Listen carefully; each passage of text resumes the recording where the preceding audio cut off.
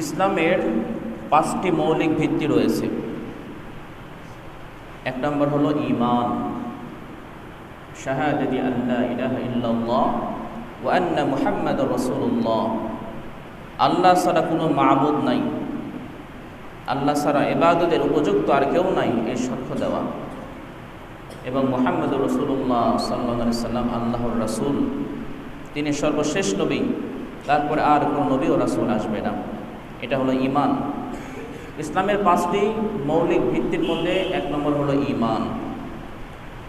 ঈমান আনার পরে 2 নম্বর ভিত্তি হলো ওয়া ইকামিস সালাহ, নামাজ কায়েম করা, 5 ওয়াক্ত নামাজ আদায় করা। 3 নম্বর হলো ওয়া ইতাইজ যাকাত, যাকাত প্রদান করা। আজকে ইনশাআল্লাহ যাকাত সম্পর্কে আলোচনা করা হবে। যাকাত 2 হিজরিতে আল্লাহ রাব্বুল আলামিন ফরজ করেন। যাকাত এটা ইসলামের 5 স্তম্ভের একটি স্তম্ভ। যাকাত ফরজ এ কথা বিশ্বাস করার পরে কোনো ব্যক্তি যাকাত ফরজ হওয়ার পরেও যদি যাকাত না দেয় তাহলে সে ফাসেক হয়ে যাবে। আর যাকাত এটা যে ফরজ, যাকাত এই ফরজিয়াতকে কেউ যদি অস্বীকার করে, যাকাত ফরজ হওয়াকে কেউ যদি অস্বীকার করে, যাকাত দেওয়াকে কেউ যদি অস্বীকার করে, তাহলে সে কাফের হয়ে যাবে। রাসূলুল্লাহ সাল্লাল্লাহু আলাইহি সাল্লামের ইন্তেকালের পর হযরত আবু বকর সিদ্দিক রাদিয়াল্লাহু আনহু খলিফা হলেন। উনি খলিফা হওয়ার পরে ওনার খেলাফতকালে একদল লোক যাকাত দিতে অস্বীকার করল। তখন হযরত আবু বকর সিদ্দিক রাদিয়াল্লাহু আনহু তাদের বিরুদ্ধে জিহাদ ঘোষণা করলেন এবং তাদেরকে যাকাত প্রদানের উপরে বাধ্য করলেন। সুতরাং যাকাত ইসলামের অত্যন্ত গুরুত্বপূর্ণ একটা ইবাদত এবং ভিত্তি। কোরআনে আল্লাহ রাব্বুল আলামিন প্রায় 32 বার যাকাতের কথা বলছেন। প্রায় 32 বার কোরআনে যাকাতের কথা বলা হয়েছে। এবং ওয়া আকিমুস সালাহ ওয়া আতুজ যাকাত, তোমরা নামাজ কায়েম করো, যাকাত প্রদান করো, এরকমভাবে নামাজের পাশাপাশি যাকাতের কথা প্রায় 6 বার বলেছেন। নামাজের পরপরই আল্লাহ রাব্বুল আলামিন যাকাতের বিষয়ে বেশি গুরুত্ব দিয়েছেন। কেন? অনেক কারণ থাকতে পারে। এটাও একটা কারণ যে মানুষের পকেট থেকে টাকা বের করা খুব কঠিন জিনিস। অধিকাংশ মানুষের অবস্থা এমন যারা টাকা গ্রহণ করতে ভালোবাসে, টাকা গ্রহণ করতে ভালোবাসে কিন্তু টাকা প্রদান করতে ভালোবাসে না, তার খুব কষ্ট হয়ে যায়। হয়তো আল্লাহ রাব্বুল আলামিন এই কারণেই নামাজের পরপরে যাকাতের বিষয়ে এত বেশি গুরুত্ব দিয়েছেন। এই যাকাত দিলে লাভ কি? আল্লাহ রাব্বুল আলামিন কোরআনে বলতেছেন وَأَقِيمُوا الصَّلَاةَ وَآتُوا الزَّكَاةَ وَأَقْرِضُوا اللَّهَ قَرْضًا حَسَنًا وَمَا تُقَدِّمُوا لِأَنفُسِكُم مِّنْ خَيْرٍ تَجِدُوهُ عِندَ اللَّهِ هُوَ خَيْرًا وَأَعْظَمَ أَجْرًا وَاسْتَغْفِرُوا اللَّهَ إِنَّ اللَّهَ غَفُورٌ رَّحِيمٌ। আল্লাহ রাব্বুল আলামিন কোরআনে বলেন ওয়াকিমুস সালাহ ওয়া আতুজ যাকাত, তোমরা নামাজ কায়েম করো, যাকাত প্রদান করো, ওয়া আকরিদুল্লাহ কারদান হাসানা, এবং আল্লাহকে উত্তম ঋণ দাও। ওয়ামা তুকদ্দিমু লিআনফুসিকুম মিন খায়রিন তাজিদুহু ইনদাল্লাহি হুয়া খায়রান ওয়া আ'যামা আজরা, আর তোমরা দুনিয়াতে থেকে পরকালে যেসব কল্যাণকর বিষয়, ভালো বিষয়গুলো পাঠাবে, পরকালে আল্লাহ রাব্বুল আলামিনের নিকটে সেটা আরো উত্তম রূপে এবং মহাপ্রতিদান হিসাবে পাবে। ওয়াস্তাগফিরুল্লাহ, তোমরা আল্লাহর কাছে ক্ষমা চাও। ইন্নাল্লাহা গফুরুর রহিম, নিশ্চয় আল্লাহ রাব্বুল আলামিন গফুর, ক্ষমাশীল, রহিম, দয়াবান। এই জায়গাতে আল্লাহ রাব্বুল আলামিন নামাজ আদায়ের পরপরই বললেন তোমরা যাকাত প্রদান করো। এরপরে বললেন ওয়াকরিদুল্লাহ কারদান হাসানা, আল্লাহকে উত্তম ঋণ দাও। আল্লাহকে ঋণ কিভাবে দিব? আল্লাহকে আমি কিভাবে ঋণ দিব? আল্লাহকে ঋণ দেওয়া সম্ভব? সম্ভব। কিভাবে? আল্লাহর রাস্তায় দান করতে হবে। যারা আল্লাহর রাস্তায় দান করবে, আল্লাহর রাস্তায় দান করাটাই হলো আল্লাহকে ঋণ দেওয়া। আর আল্লাহকে যখন আমি ঋণ দিচ্ছি, তো আল্লাহ তো পরিশোধ করবেন না? আল্লাহ অবশ্যই পরিশোধ করবেন। তো যারা আল্লাহকে করদন হাসানা, উত্তম ঋণ যারা আল্লাহকে দিবে, আল্লাহ তাদেরকে জান্নাত দিয়ে এই ঋণ পরিশোধ করে দিবেন। সুবহানাল্লাহ। আমরা যদি যাকাত দেই, আমরা যদি দান সদকা করি, এর মানে হলো আল্লাহকে ঋণ দেওয়া। আর আল্লাহকে যখন আমি ঋণ দিব, আল্লাহ রাব্বুল আলামিন আমাকে জান্নাত দিয়ে সেই ঋণ পরিশোধ করে দিবেন। এরপর আল্লাহ বলতেছেন, ওয়ামা তুকাদ্দিমু লিআনফুসিকুম মিন খায়রিন তাজিদুহু ইনদাল্লাহ। এই দুনিয়াতে আমরা যত নেক কাজগুলো করব, এই নেক কাজগুলো আমি দুনিয়াতে করে আখিরাতে এগুলো পাঠাই দিচ্ছি। আমি দুনিয়াতে যে নেক কাজগুলো করতেছি, আখিরাতে এগুলো জমা হইতেছে। যখন আমি পরকালে যাব, আল্লাহ তাআলা এটা আমাকে দান করবেন। কিভাবে দান করবেন?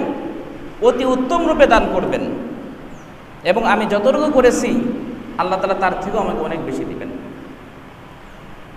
এই জন্য যাকাত যারা দিবে, যাকাতের লাভ, যারা দান সদকা করবে তাদের এই লাভ। আর এক আয়াতে আল্লাহ রাব্বুল আলামিন বলেন, খুয মিন আমওয়ালিহিম সাদাকাতান তুতাহহিরুহুম ওয়া তুযাক্কিহিম বিহা ওয়া সাল্লি আলাইহিম ইন্না সালাতাকা সাকানুল লাহুম ওয়াল্লাহু সামিউন আলিম। আল্লাহ রাব্বুল আলামিন রাসূলকে বলতেছেন, হে রাসূল, খুয মিন আমওয়ালিহিম সাদাকা, আপনি তাদের সম্পদ থেকে সদকা, যাকাত এগুলো গ্রহণ করুন। তুতাহহিরুহুম ওয়া তুযাক্কিহিম বিহা, আপনি তাদেরকে এর মাধ্যমে, এই সদকা, এই যাকাত গ্রহণ করার মাধ্যমে আপনি তাদেরকে পবিত্র করুন, পরিশুদ্ধ করুন। ওয়া সাল্লি আলাইহিম, এবং আপনি তাদের জন্য দোয়া করুন। ইন্না সলাতাকা সাকানুল লাহুম, আপনার দোয়া তাদের জন্য প্রশান্তিকর। আল্লাহু সামিউন আলিম, আল্লাহ তাআলা সব শোনেন, সব জানেন।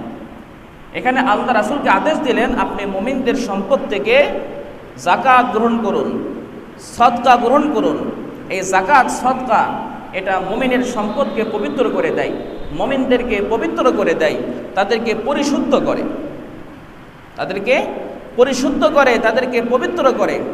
এবং আপনি তাদের জন্য দোয়া করুন, আপনার দোয়া মুমিনদের জন্য প্রশান্তিকর।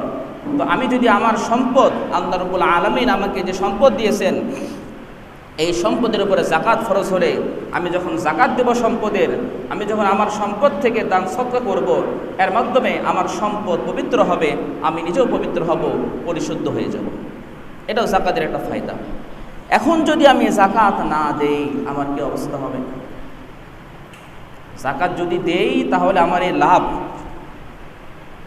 আর যদি আমি যাকাত না দেই, কৃপণতা করি, বখিলি করি, তাহলে আমার কি অবস্থা হবে?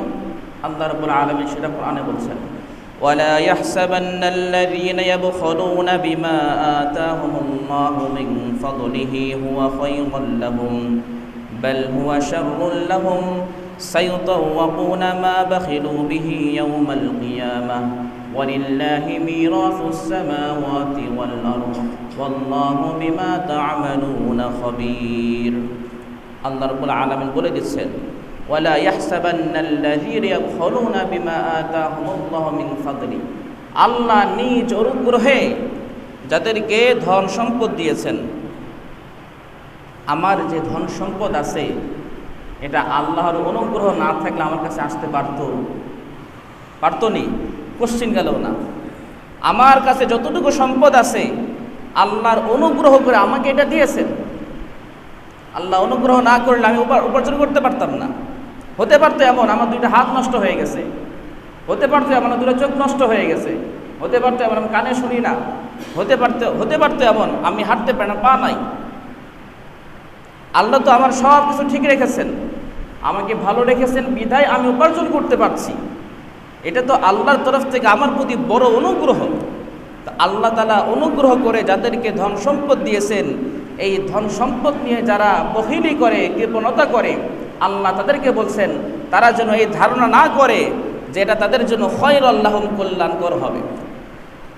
আল্লাহর অনুগ্রহ পেয়ে যারা ধন সম্পদ পেয়েছে, ধন সম্পদ পেয়ে যারা কৃপণতা করছে, বখিলি করছে, আল্লাহ তাদেরকে বলছেন ওয়ালা ইয়াহসাবান্না, তারা যেন এই ধারণা না করে এরা তাদের জন্য খায়রুল লাহুম, কল্যাণকর হবে। আল্লাহ বলে দিচ্ছেন বাল হুয়া শাররুল লাহুম, এই সম্পদ তাদের জন্য অমঙ্গল হবে, এই সম্পদ তাদের জন্য অকল্যাণকর হবে।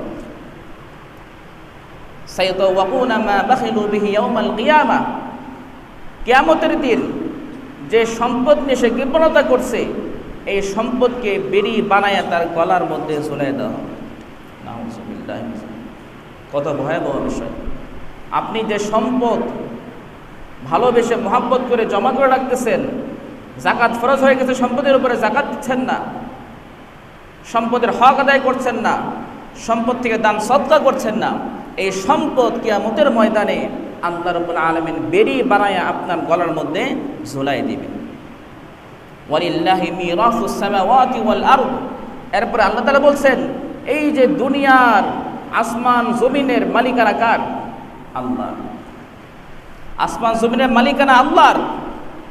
আল্লাহ রাব্বুল আলামিন আসমান জমিনের মালিক।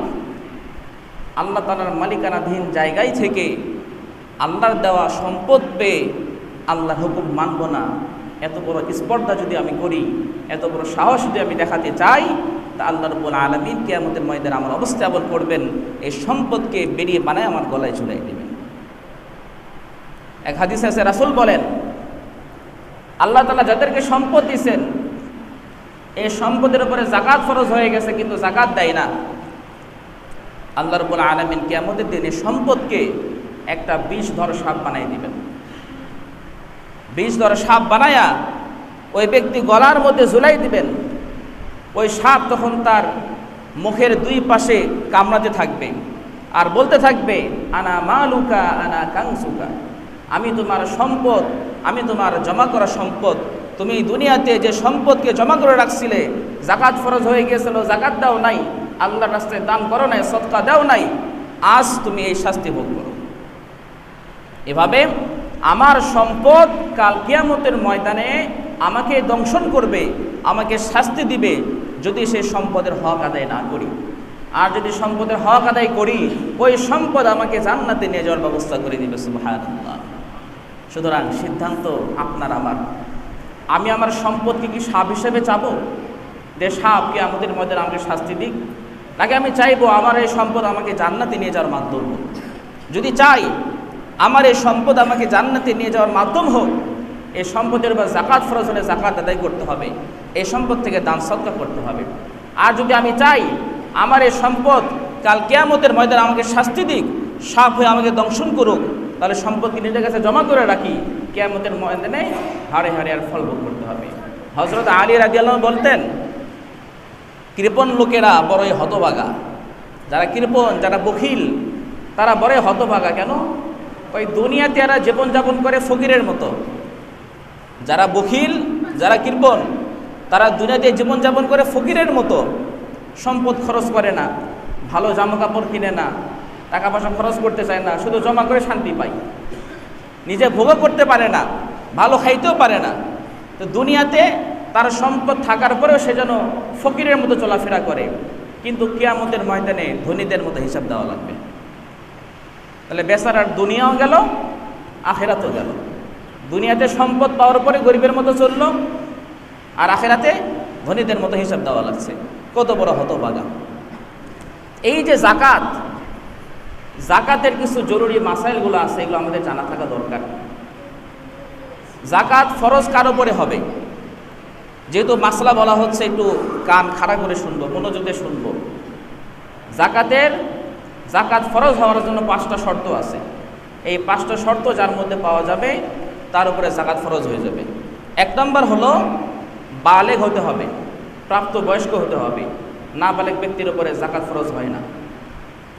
2 নম্বর আকেল হতে হবে, বুদ্ধিমান, অর্থাৎ পাগল হওয়া যাবে না। 3 নম্বর নিসাব পরিমাণ সম্পদের মালিক হওয়া লাগবে। নিসাব পরিমাণ সম্পদ কি, এটা সামনে বলা হবে। 3 নম্বর শর্ত হলো নিসাব পরিমাণ সম্পদের মালিক হতে হবে। 4 নম্বর এই সম্পদের উপরে পূর্ণ 1 বছর অতিবাহিত হওয়া লাগবে। 5 নম্বর এমন ঋণ থাকা যাবে না যে ঋণ পরিশোধ করতে গেলে নিসাব পরিমাণ সম্পদ অবশিষ্ট থাকে না। এই 5টা শর্ত যার মধ্যে পাওয়া যাবে তার উপরে জাকাত ফরজ হয়ে যাবে। আবার জাকাত সব সম্পদের উপরেও আসে না। নির্দিষ্ট কিছু সম্পদ আছে যে সম্পদের উপরে যাকাত আসে। এই ধরনের সম্পদ 5 প্রকার। 1 নম্বর হলো স্বর্ণ, 2 নম্বর রূপা, 3 নম্বর নগদ টাকা পয়সা, 4 নম্বর গৃহপালিত পশু, 5 নম্বর ব্যবসায়িক পণ্য। এই 5 ধরনের পণ্যের উপরে যাকাত আসে। এই 5 ধরনের বিষয়ের উপরে যাকাত আসে। 1 নম্বর স্বর্ণ, 2 নম্বর রূপা, 3 নম্বর নগদ টাকা পয়সা, 4 নম্বর গৃহপালিত পশু, 5 নম্বর ব্যবসায়িক পণ্য। এই 5 ধরনের পণ্যের উপরে যাকাত আসে। এছাড়া অন্যান্য পণ্যগুলোর উপরে যাকাত আসবে না যদি সেটা ব্যবসায়িক পণ্য না হয়। যদি সেটা ব্যবসায়িক না হয় অন্যান্য সম্পদের উপরে যাকাত আসবে না। কথার কথা, কারো কাছে হীরা আছে, মণিমুক্তা আছে, বাড়িতে নিয়ে এসে সাজিয়ে রাখার জন্য। হীরার দাম কম না বেশি? অনেক বেশি। ছোট্ট একটা হীরা থাকলে লক্ষ লক্ষ টাকা দাম। কিন্তু এটা যদি বাড়িতে সাজিয়ে রাখার জন্য নিয়ে আসে, কিন্তু ব্যবসার উদ্দেশ্য নয় এতে, তাহলে এটার উপরে যাকাত আসবে না।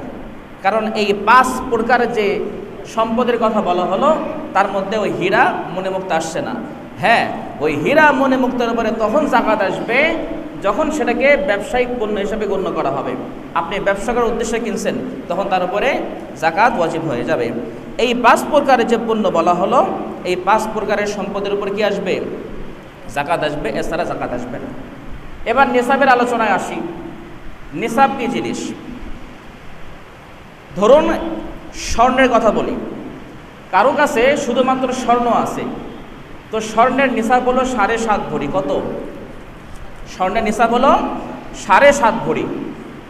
এখন কোনো ব্যক্তির কাছে শুধুমাত্র 7.5 ভরি স্বর্ণ আছে, তার কাছে রূপা নাই, তার কাছে নগদ টাকা পয়সা নাই, তার কাছে ব্যবসায়িক কোনো পণ্যও নাই, শুধুমাত্র 7.5 ভরি স্বর্ণ আছে। তাহলে এই 7.5 ভরি স্বর্ণের উপরে 1 বছর অতিবাহিত হলে যাকাত ওয়াজিব হয়ে যাবে, যাকাত ফরজ হয়ে যাবে। 2 নম্বর, কারো কাছে শুধুমাত্র রূপা আছে, রূপার নিসাব হলো 52.5 ভরি। কত? রূপার নিসাব কত বলেন তো? 52.5 ভরি। একটু বলেন, নাহলে মনে থাকবে না, নামাজ পড়ে সব ভুলে যাবেন আবার।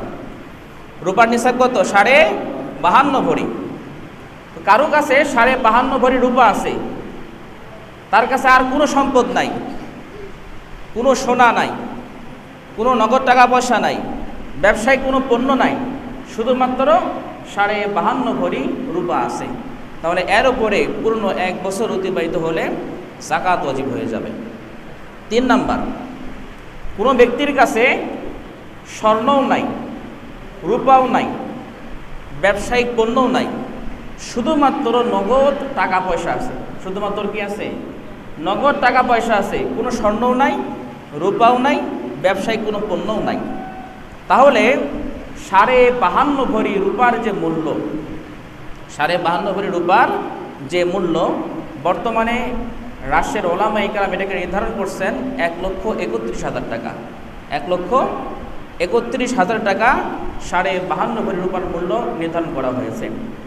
তো কোনো ব্যক্তির কাছে শুধুমাত্র 1,31,000 টাকা আছে, আর কোনো কিছুই নাই, সোনা নাই, রূপা নাই, ব্যবসায়িক পণ্যও নাই।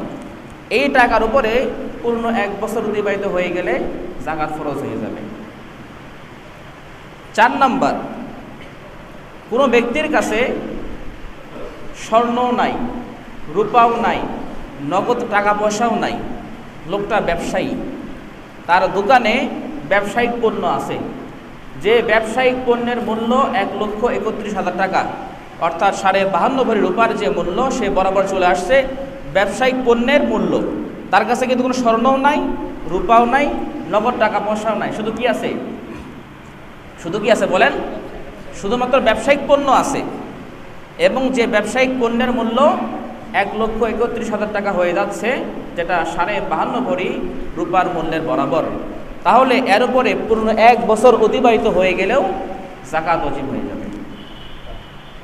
5 নাম্বার, কারো কাছে অল্প স্বর্ণ আছে, যেটা নিসাব পরিমাণ নয়, অল্প একটু রূপা আছে, যেটা নিসাব পরিমাণ নয়, রূপার যে নিসাব সেই পরিমাণ নয়, অল্প কিছু টাকা পয়সা আছে, যেটা নিসাব পরিমাণ নয়, ব্যবসায়িক কিছু পণ্য আছে যেটা নিসাব পরিমাণ নয়, প্রত্যেকটা আলাদা করলে নিসাব পরিমাণ নয়। কিন্তু যদি সবগুলোর মূল্য হিসাব করা হয়, অর্থাৎ সোনা, রূপা, নগদ টাকা পয়সা, ব্যবসায়িক পণ্য, এ সবগুলোর মূল্য যদি একত্রে হিসাব করা হয়, তাহলে আবার 1,31,000 টাকা হয়ে যাইতেছে, অর্থাৎ নিসাব পরিমাণ হয়ে যাইতেছে। তাহলে তার উপর 1 বছর অতিবাহিত হয়ে গেলেও যাকাত ওয়াজিব হয়ে যাবে। 6 নম্বর, কারো কাছে গৃহপালিত পশু আছে, 2-3টা গরু কিনে নিয়ে আসছে, এই নিয়তে যে গরুগুলো বাসায় নিয়ে যায়, এগুলো বড় করে যখন দাম বেশি হবে তখন বিক্রি করে দিব। তাহলে কেনার সময় কী নিয়ত ছিল?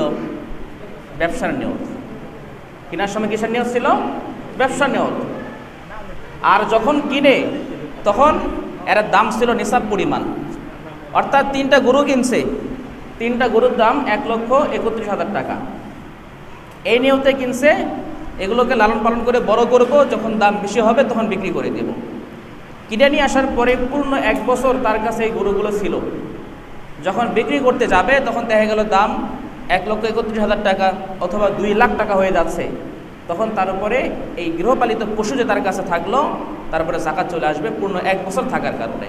হ্যাঁ, যদি 1 বছর আগে বিক্রি করে দেয় তাহলে হিসাব আলাদা, কিন্তু যদি পূর্ণ 1 বছর তার কাছে থাকে তাহলে যাকাত ওয়াজিব হয়ে যাবে। আমাদের অনেক মানুষ আছেন যারা সাধারণ মানুষ, খুব বেশি অর্থ সম্পদ নাই, কিন্তু 4-5টা গরু আছে, প্রত্যেক বছর এ নিয়তে কিনে যেগুলো 1 বছর পরে বিক্রি করে দিব যখন দাম বেশি পাবো, অথচ সেটার নিসাব পরিমাণ কিন্তু চলে আসছে, কিন্তু যাকাতও দিতেছে না। এটা অনেকেই খেয়াল করে না, এই বিষয়টা খুব খেয়াল রাখা উচিত আমাদের। তাহলে এই যে 6টা প্রকার বলা হলো, এই 6টা যাকাতের প্রত্যেকটা নিসাবকে ভেঙে ভেঙে বলা হলো। আশা করি বুঝে আসছে বিষয়টা। এরপরে যাকাত যখন আমি আদায় করব কিভাবে, তো প্রথমে যে বিষয়টা বললাম খেয়াল রাখতে হবে, শুধুমাত্র নিসাব পরিমাণ সম্পদ থাকলে হচ্ছে না, এই নিসাব পরিমাণ সম্পদের উপরে পূর্ণ 1 বছর অতিবাহিত হওয়া লাগবে, তারপরে যাকাত আসবে। যদি পূর্ণ 1 বছর অতিবাহিত না হয় তাহলে ওই সম্পদের উপরে যাকাত আসবে না। এখন কোনো ব্যক্তির কাছে বছরের শুরুতেও নিসাব পরিমাণ সম্পদ ছিল, বছরের শেষেও নিসাব পরিমাণ সম্পদ আছে, কিন্তু বছরের মাঝখানে কম বেশি হয়ে গেল, তো বছরের মাঝখানে কম বেশি হলে অসুবিধা নাই, পূর্ণ বছর তার কাছে নিসাব পরিমাণ সম্পদ আছে বলে মনে করা হবে। আবার বুঝেন, কারো কাছে বছরের শুরুতে নিসাব পরিমাণ সম্পদ আছে, বছরের শেষেও নিসাব পরিমাণ সম্পদ আছে, বছরের মাঝখানে কম বেশি হয়ে গেছে, তো বছরের মাঝখানে কম বেশি হয়ে যাওয়ার কারণে অসুবিধা নাই, পূর্ণ বছর তার কাছে নিসাব পরিমাণ সম্পদ ছিল বলে গণ্য করা হবে। এখন বছরের হিসাবটা করবো কেমনে? এই বছরের হিসাবটা আরবি মাস অনুযায়ী করতে হবে। কোন মাস অনুযায়ী? ইংরেজি না আরবি? আরবি মাস। যাকাতে যে বছর হিসাব করা হয় সেটা আরবি মাস অনুযায়ী করতে হবে। মনে করেন আজকে কত রমজান? 16 রমজান। আমার কাছে কোনো টাকা পয়সা নাই, এই মুহূর্তে আমার কাছে 1,50,000 টাকা চলে আসলো, দোয়া করে আল্লাহ কবুল করে নিক। এই মুহূর্তে আমার কাছে 1,50,000 টাকা চলে আসলো, 16 রমজান, আমার কাছে নিসাব পরিমাণ সম্পদ আছে কিনা? এখন আছে। আগামী বছর 16 রমজানে আমার দেখতে হবে যে আমার কাছে এখন কতটুকু সম্পদ আছে। আগামী বছর 16 রমজানে হিসাব করতেছি, আমার কাছে এখন প্রায় 2 লক্ষ টাকা আছে, আমার কাছে এখন প্রায় 2 লক্ষ টাকা আছে, তাহলে আমার উপরে যাকাত ওয়াজিব হয়ে যাবে। মাঝখানে আমার কাছে টাকা কমে গেছিল, আমার কাছে তো এখন ছিল 1.5 লাখ টাকা, 1,50,000 টাকা, বছরের মাঝখানে গিয়ে সেটা 50,000 টাকা হয়ে গেছে শুধুমাত্র, অর্থাৎ নিসাব পরিমাণ আর থাকলো না, কমে গেল, অসুবিধা নাই। বছরের শেষে যদি নিসাব পরিমাণ থাকে তাহলে আমার কাছে পূর্ণ বছর টাকা আছে বলে গণ্য হবে। তো যাকাত আদায়ের বিষয়টা আরও স্পষ্ট করে বলে দেই, একটা উদাহরণ দেই। মনে করেন আমার কাছে 1 ভরি স্বর্ণ আছে, যার দাম ধরলাম 2 লাখ টাকা। কত টাকা? আমার কাছে 1 ভরি স্বর্ণ কি এটা কি স্বর্ণের নিসাব? 1 ভরি স্বর্ণ কি স্বর্ণের নিসাব? না, স্বর্ণের নিসাব হলো 7.5 ভরি, আমার কাছে আছে 1 ভরি, তো স্বর্ণের নিসাব তো নাই, তো 1 ভরির দাম 2 লাখ টাকা। আবার আমার কাছে 5 ভরি রূপা আছে, যার মূল্য আসে 15,000 টাকা। আমার কাছে এটা কি নিসাব পরিমাণ হইল? রূপার নিসাব কত? 52.5 ভরি, আমার কাছে আছে কত? 5 ভরি, এই 5 ভরির দাম 15,000 টাকা, এটাও নিসাব পরিমাণ না। আমার কাছে 20,000 টাকা আছে, এটা কি নিসাব পরিমাণ? নিসাব পরিমাণ না। আমার ব্যবসায়িক পণ্য আছে, যার মূল্য আসছে 50,000 টাকা, এটাকে নিসাব পরিমাণ? নিসাব পরিমাণ না। তো জাকাত আমার সোনা আছে 1 ভরি, নিসাব পরিমাণ না। রূপা আছে 5 ভরি, নিসাব পরিমাণ না। আমার কাছে টাকা আছে 20,000 টাকা, নিসাব পরিমাণ না। আমার ব্যবসায়িক পণ্য আছে 50,000 টাকা, নিসাব পরিমাণ না। প্রত্যেকটাকে যদি আলাদা করা হয় একটাও নিসাব পরিমাণ হচ্ছে না। কিন্তু যদি কারো অবস্থা এরকম হয়, তার ক্ষেত্রে মাসলা হলো এগুলো আলাদা করে হিসাব করা যাবে না, প্রত্যেকটাকে একসাথে হিসাব করতে হবে।